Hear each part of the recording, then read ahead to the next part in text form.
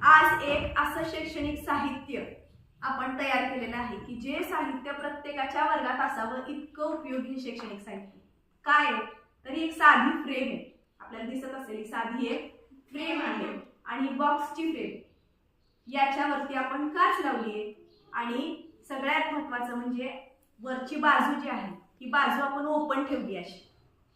ही बाजू ओपन ठेवल्यामुळे आपल्याला याचा फायदा असा होणार आहे की आपण याच्यामध्ये चित्र वाचनासाठी किंवा तक्ते आपण जेव्हा वाचन घेतोय त्यावेळी हे विद्यार्थी आपलं शैक्षणिक साहित्य अशा पद्धतीने वापरू शकणार आहे। चित्रवर्णनासाठी आपल्याला कुठेतरी हँगर किंवा मुलांच्या पुढे आपण ते ठेवतो त्याच्यापेक्षा हे साहित्य नक्की आपल्याला उपयोगी पडणार असं आहे।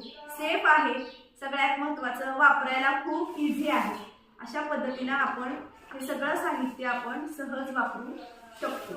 त्याचबरोबर नाविन्य विद्यार्थ्यांना म्हणजे क्युरियोसिटी आपण म्हणतो की पुढं काय तर त्यासाठी म्हणून सुद्धा आपल्याला एक स्लाइड सारखं वापरता येणार आहे। सगळ्यात महत्त्वाची गोष्ट म्हणजे हे जे आहे ते हँगिंग आहे। हँगिंग अशा स्वरूपामध्ये आपण भिंतीवरती ठेवू शकतो। थोडीशी काळजी घ्यायची कारण पुढं काच आहे, पण हँगिंग आपण थोडंसं उंचावर ठेवलं तर हे नक्की आपल्याला उपयोगी पडणार आहे। आणखीन एक याचा फायदा आपण बघूया।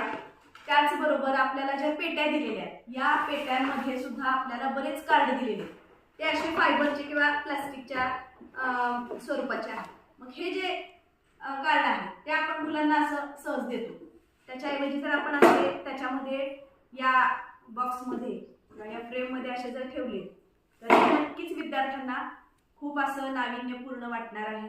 शिवाय सगळ्यात महत्त्वाचं म्हणजे हे सेफ राहणार आहे, कसंही वापरून घाण होणार नाही आणि फळ्यासारखं किंवा स्लाइडसारखं आपण याचा उपयोग करू शकतो। चित्रवर्णनासाठी म्हणून असे जे मोठे मोठे कार्ड दिले ते सुद्धा विद्यार्थी कुठेही टाकणार किंवा कसे मळवणार, त्यापेक्षा मग आपण जर अशा साहित्याचा वापर केला तर हे साहित्य खूप उपयोगी आहे।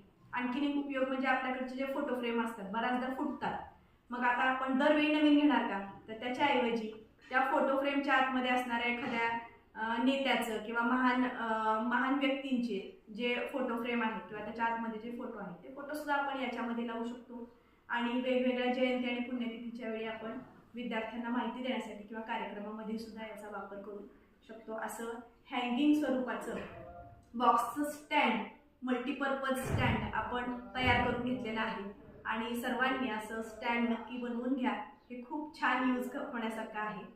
चला तर मग आपण हे स्टँड आपण आपल्या शाळेमध्ये लावून टाकू।